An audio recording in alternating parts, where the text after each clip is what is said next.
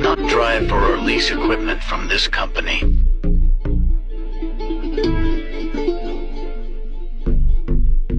Biggest thieves in the industry. Drivers heed warnings and don't deal with these crooks. Must be nice to party without a care in the world while you steal from the working man's family.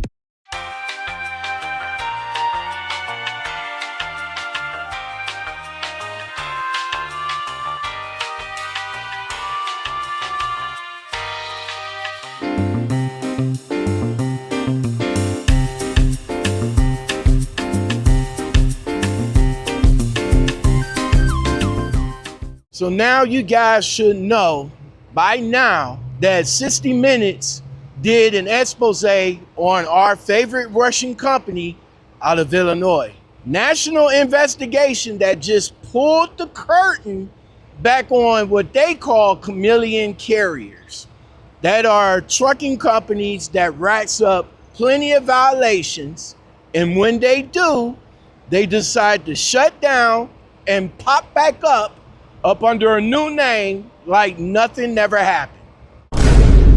You want answers? I think I'm entitled. You want answers? I want the truth! You can't handle the truth. One of those companies is our favorite company out of Amherst, Illinois.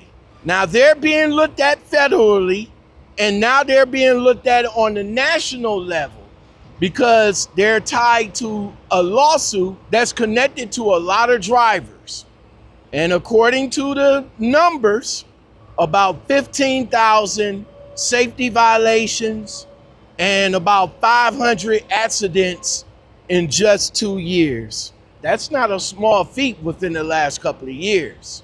Hold on. Tonight, the results of an 8-month investigation into a dangerous scheme many Americans have never heard of, a scheme that may be putting all of us at risk on the road.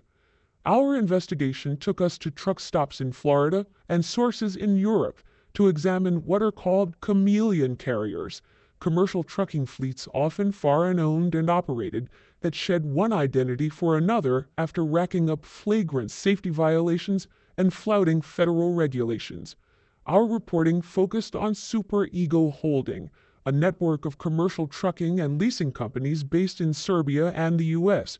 It's currently under federal investigation and named in a class action lawsuit. Regulators and former employees call it one of the most notorious chameleon schemes, a ticking time bomb on our nation's roadways. On paper, they're just saying that we're just a leasing company. Okay, we can tomato, we can say that. But basically what you're trying to do is separate yourself from the drivers and the actual trucking operations that's going on out here. With this 60-minute investigation, it's pretty much saying something different. See, with this investigation that 60 Minutes just cracked wide open, they're showing a whole network of dispatchers, leasing setups, and they're all connected to just one operation. Different companies, but moving as one system. Drivers come in, drivers leave, and they all come in with the same thing, lease to own deals. And see, drivers, that's part right there is what you need to understand, and that's where it gets ugly. You got drivers out here saying that they're being pushed to run illegally, allegedly. But you got to understand, push, is it the company's fault for pushing you to run illegal, or is it your fault for accepting the company pushing you to run illegal? Now that's something to think about right there. Because see, we're talking about running past your 11-hour driving limit. You're talking about dispatchers telling you, hey, you got dispatchers with the companies out there saying, hey, we can help you. We got dispatchers out here saying, hey, we got a load that needs to be delivered at a certain amount of time, and we can help you with your hours to get that delivery done. Now, again, whose fault is that? Is it the driver's fault for accepting it, or is it the company's fault for offering it? We all know that they do the ELD dance over there. That's just not no shady practice. We all know that it's dangerous. But the only way to make money, you have to accept the situation. Once you accept the situation, you got to accept the consequences that comes with it. Drivers also told us they were being pressured to drive more hours with less sleep. After they'd already logged 11 hours behind the wheel, the legal limit, managers back in Serbia would illegally reset federally mandated time clocks, as seen in this animation, to give drivers a fresh set of hours, as heard in this call. Delivering 2 p.m. in 24 hours. Yeah, that's going to be awful difficult. Yeah, I know, but we can fix your clock. By the push of a button, I guess, somehow, somewhere, they have control of the app where they can just reset your time and just make it go away. You've driven 11 hours, you're required to have the downtime. And they changed the device to make it seem as though, you have not finished your 11 hours? Yeah, there's been a time where I was driving for 18 hours. And I told myself, I'm done. I'm going to sleep and parking. The text message said, they don't care about that. They're not paying for you to do anything but use the restroom and drive. Now, some of you drivers out there saying, hey, money is getting cut from us. Of course. The only way for the company to make money, they got to skim from the top, right? You got drivers saying that they're getting money taken from their settlements. They're getting fees for everything. They're getting hit with repair bills, insurance bills, random deductions that they don't know nothing about. And you guys end up with negative checks. Or at least that's what some of you guys say. Now, let me just stop right there for a minute, right? Negative checks. I can understand if a company comes to you and say, we have an issue with the money. One time. That's it. You only got one time with me. One time. I'm not giving you no more chances. Again, whose fault is that? Is it the driver's fault for accepting that? Or is it the company's fault for doing it? You guys come on YouTube, TikTok, in the groups, crying about negative paychecks. Whose fault is that for real though? Imagine running about 600 to 800 miles every week, not getting no sleep, and you're coming home with 0 settlements. Even worse, that bad boy said that you owe them. That's crazy work. That's been going on, and a lot of drivers have been subjected to it. This investigation brought up the Raycon. Now, everybody know that the Raycon is not always going to be true when it gets to the drivers. Original load pays one amount, the dispatcher gets it, they take their cut out of it, and then they pocket the difference, and then they give what's left to the driver. Again, whose fault is that? Is it the driver's fault for accepting that low rate Raycon, or is it the company's fault? Let me know in the comments, man. You guys gotta know. You guys gotta know, because like I said, the Raycon is say like $5,000, right? But yet the company will take 2, they will offer you the 3 and still take an additional 25% out of the deal because of the contract that you made with them. Whose fault is that? Drivers also told us the company would shortchange them by altering delivery contracts or rate cons, which confirm how much a broker has agreed to pay to move freight. A percentage of that goes to the driver. Court documents show this rate con sheet on the left is the original. This fraudulent one on the right shows a cut of $700, resulting in reduced compensation for the trucker, a practice captured in this call between a dispatcher and another driver. Can you please send me the other document that the broker sent you? Yeah, I can send you, but why? He told me that he was sending out the rate con for $1,500. And then, 5 minutes later, you call me and tell me I'm getting $300. Do you see what it looks like from my point of view? Whose fault is that? Now, this investigation has literally put the Russian trucking companies on its head, because now we already know about the Chameleon companies. Lockout, what is a Chameleon company? Look, let me just say this, right? I didn't know about Chameleon companies until maybe last year, when I come to find out that companies that have those magnets on the doors, it could be replaced with another company name. Same people, same outfit, same uniform, but just a different LLC. Sanchez says he was told to do that too. How would you physically change the number and the name? They'd email you or send you some documentation with a picture of the new name and DOT number. They'd have me print it out, buy some duct tape, come out, put it on the truck. This duct tape, yeah. Change the name and the number. Yeah, for the new truck at that point. When I worked for a black ops company back in the day, I was given what was called ghost loads, right?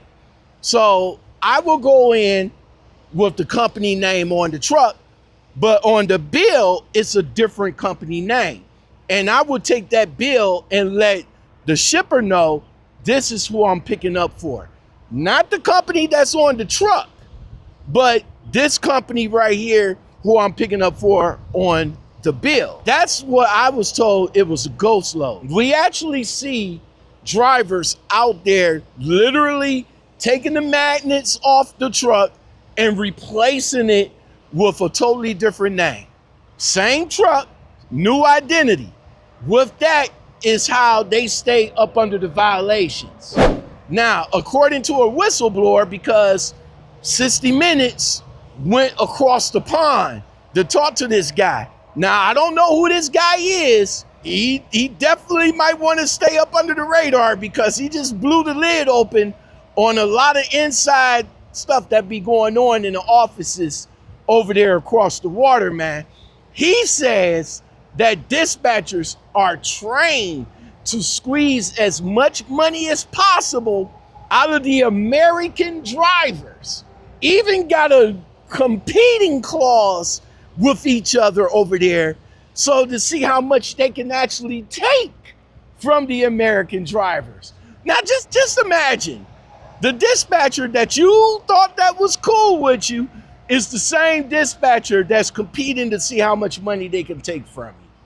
Hold on. We met this whistleblower, a former employee of a super ego affiliated company based in Serbia, in an undisclosed European city, and altered his appearance for his protection. They are all asking about making money from the driver, and they don't take care about safety standards. He confirmed company dispatchers and managers were told to overwork and extort American drivers like Sanchez at every turn. They train you to do this? Yeah, they explain me that it's normal, a normal thing to do. What have drivers been most upset about? They don't have money to pay bills, they don't have money to eat, they don't have money to pay rent. The dispatchers, do they have any concern for the drivers, any compassion? They don't have emotions at all. It's just a job. You squeeze as much money out of this driver as you can. Yeah, it's better to our owner make money than them. He told us taking money from drivers became a competition. We're talking tens of thousands of dollars that's being taken from drivers every single settlement, man. That's more money in their pockets. Meanwhile, over here in the States, you got drivers that can't even pay their rent. They can't even eat. They can't even pay for their cars. They're losing the trucks that they invested thousands of dollars in, including the one driver that they spotlighted on this expose. He says that he lost $35,000, and he lost his truck overnight. Now, again, I ask, whose fault is that? Is it the company's fault for doing it? Or is it the driver's fault for accepting that? Daniel Sanchez lost his job in January, along with his truck and the $35,000 he'd put toward owning it. For me personally, it's crushing. This is my dream. I wanted to own my own truck. I thought this company was gonna, get me to where I'm trying to be. They just don't care. You're not a human being for them. You're just a number, basically, for sure that. Me personally, I don't know if I'm going to let you hit me up for $35K. I'm not going to stay with you that long to be hemmed up for $35K. I don't know about all of that. That's what these companies do. They are known for it. We already know about it through the trucking, through the trucking community. We know about it because we did episodes online. We did it on YouTube. We did it on TikTok. We doing it in the groups. We know about what's going on over in Illinois with these trucking companies. We know about it. We've been known about it. We've been known about the lawsuit that's being filed by over 800 drivers. Is it going to do something now? I don't know. We have a lawsuit that's been pending against Super Ego for about 4 years, and it's on behalf of many truckers who have worked for Super Ego affiliated motor carriers. What they allege is that they were recruited to come work for the company and receive 88% of whatever the load paid for the load that they hauled. As it turned out, they realized that Super Ego was not paying them 88% of the load as promised. They were misrepresenting the price of the load and paying the drivers much less than they were originally offered. And so we've been in litigation with Super Ego affiliated motor carriers for quite some time. And then obviously last night there was a big report on 60 Minutes about how the company's having difficulty with their safety score. Drivers, I've been saying this for years, man. I got countless of videos of drivers that came through on my channel to express how they feel about controversial company in Illinois. Illinois, okay? My fault, Illinois, for pronouncing your great state wrong, all right? I'll try to keep a mental note on that, okay? But now, all of this is finally making the national news. Something that amongst us truck drivers been knowing about for all these years. But let me ask you something real, though. Let me ask you something real. Now that it's on the national stage, is this going to actually stop anything? Because quiet as it kept, I doubt it. I doubt it. See, the problem isn't just the companies in Illinois.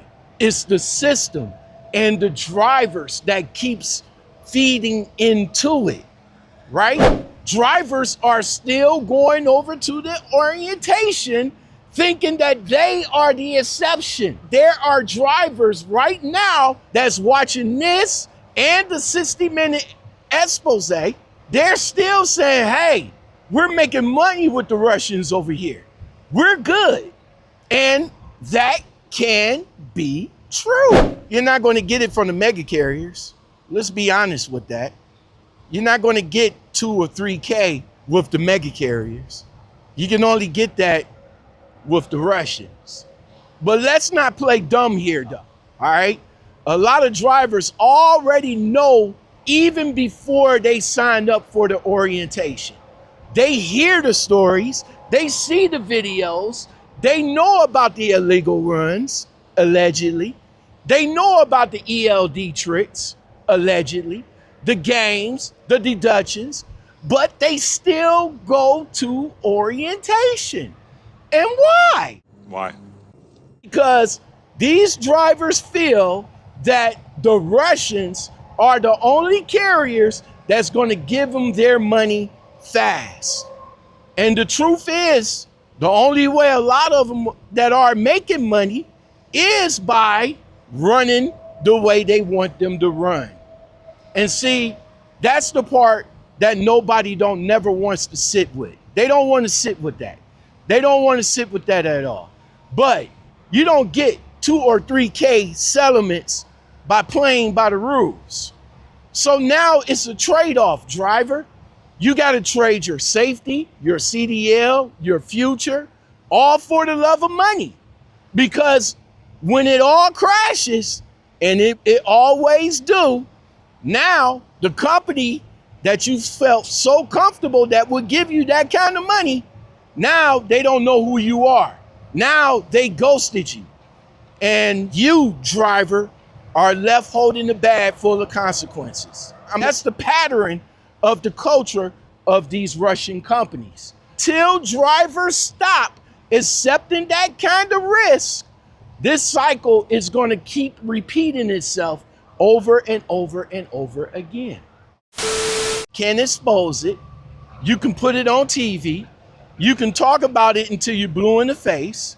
You can file many lawsuits against them.